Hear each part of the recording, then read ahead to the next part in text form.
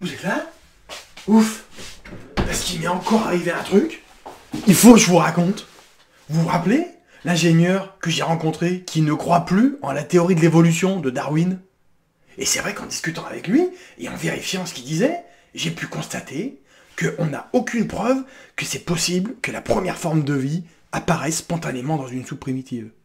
On n'a pas non plus de preuve qu'une série de mutations puisse apporter une nouveauté pour faire passer les organismes d'une forme de vie à une autre. Ok, mais à la fin, je me suis dit, mais il y a une preuve de l'évolution. Les fossiles! Alors je suis retourné le voir, et je lui dis, dis donc, les fossiles, c'est pas une preuve de l'évolution, ça? Et là, il me dit, eh ben non.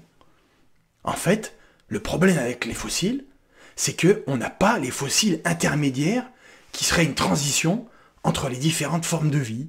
On les trouve pas. Et c'est vrai que Darwin avait des doutes à cause de ça. Et j'ai vérifié, c'est vrai. Mais je lui dis, mais depuis, on en a fait des trous. On en a trouvé des fossiles. On les a pas trouvés, ces formes de transition intermédiaires? Et là, il me dit, eh ben non. Prenez par exemple Stephen Jay Gould, un des évolutionnistes les plus éminents. Ben, il disait simplement, au début des années 2000, que ces formes de transition étaient extrêmement rares dans le registre fossile. On les a pas. Et j'ai vérifié, c'est vrai. Mais, je dis, mais, alors si les fossiles ne nous montrent pas les traces de l'évolution, ils nous montrent quoi, les fossiles?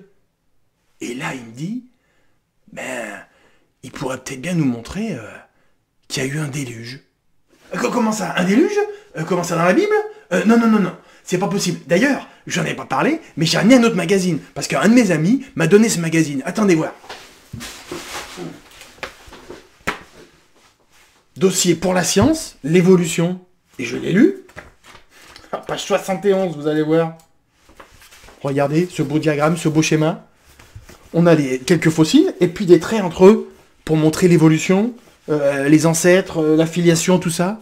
Alors ça y est, ça. Et là, il me dit, ben, je le connais, ce dossier. Il est un peu vieux, mais il est intéressant.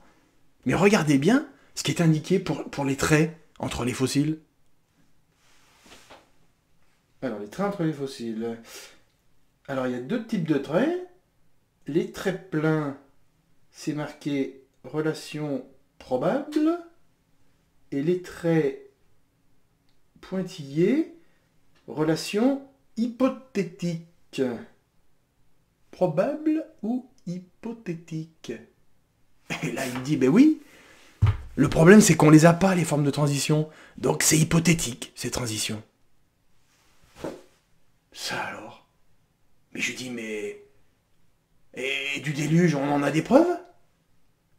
Et là, il me dit, ben, il y a un sacré paquet d'indices.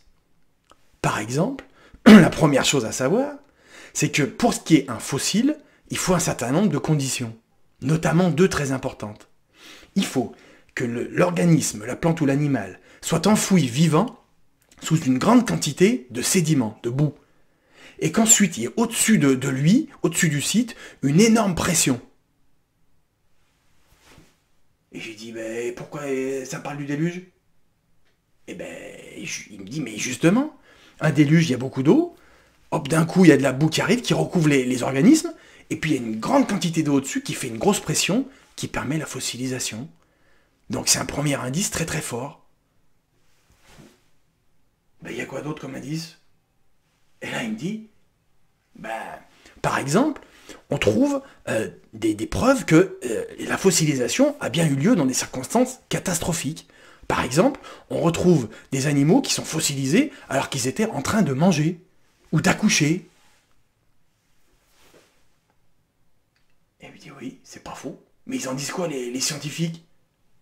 Et là, il me dit, ben, oui, les scientifiques, ils reconnaissent bien qu'il y a bien dû y avoir des catastrophes. Par exemple, ils pensent qu'il y aurait une grosse météorite qui aurait, en fait, provoqué l'extinction des dinosaures. Parce qu'on les voit, les traces des catastrophes. Ça alors? Oui, mais attendez, les strates, on sait bien qu'elles sont successives de la plus ancienne à la plus récente. Donc ça, on le voit bien dans le registre fossile, dans les strates. Et là, il me dit, ben oui, il y a bien une sorte comme ça de schéma qu'on retrouve dans plusieurs endroits, mais il y a bien d'autres choses qu'on retrouve. Par exemple, les fossiles vivants. Alors il y en a qui n'aiment pas ce terme, mais de quoi on parle? En fait, on parle d'espèces qui étaient supposées être les ancêtres d'une espèce suivante, mais qu'on retrouve bien vivantes actuellement. Par exemple, une des plus fameuses espèces, c'est le sélacanthe. C'était un poisson, un gros poisson, qui est considéré, même encore actuellement, comme l'ancêtre des amphibiens et des êtres humains. Mais en fait, on a retrouvé un premier spécimen bien vivant en 1938 au large de Madagascar. Et en fait, des fossiles vivants, on en a plein d'exemples. Donc si ça se trouve, il n'y a pas du tout eu d'évolution. Ça alors? Mais je lui dis, mais ces strates, on sait bien qu'elles sont là, ça a pris des millions d'années pour faire tout ça, donc du coup, si on ne retrouve que quelques animaux successifs, ben, ça prouve bien l'évolution. Et là, il me dit, écoutez bien, vous allez être surpris. Parce qu'on a des exemples récents du fait que les strates peuvent se former très rapidement. Par exemple, au Mont Sainte-Hélène, au début des années 1980, il y a eu toutes les conditions pour un mini-déluge, et des strates et des kilomètres de canyons se sont formés en quelques semaines. Ça alors? J'ai vérifié, et c'est encore vrai. Et je lui dis, mais c'est pas possible. On n'a aucune preuve que la première forme de vie ait pu apparaître par hasard dans une soupe primitive. On n'a aucun exemple de mutation qui pourrait faire passer d'une forme de vie à une autre. Et dans le registre fossile, on n'a pas non plus les formes de transition qui pourraient nous prouver l'évolution. Mais pourquoi beaucoup de gens y croient à cette théorie? Et là, il me dit, vous allez être surpris, mais durant l'histoire de cette théorie de l'évolution, il y a eu beaucoup de mensonges. Comment ça, des mensonges? Et là, il me dit, en fait, beaucoup de gens ont voulu apporter des fausses preuves pour faire croire en l'évolution. Ils ont falsifié des éléments qu'ils avaient trouvés, ils les ont maquillés, et ils ont voulu venir comme ça pour dire qu'ils avaient trouvé une preuve de l'évolution. Et beaucoup de gens les ont cru. Ça alors? Mais vous avez des exemples de ça? Et là, il me dit, écoutez, je serais ravi de vous en parler, mais là, je dois aller prendre soin de ma famille. Mais si vous voulez, on se retrouve dans quelques temps, et puis on en parle. Je lui dis d'accord. Du coup, ce que je fais, je retourne le voir, et je viens vous parler des mensonges de la théorie de l'évolution.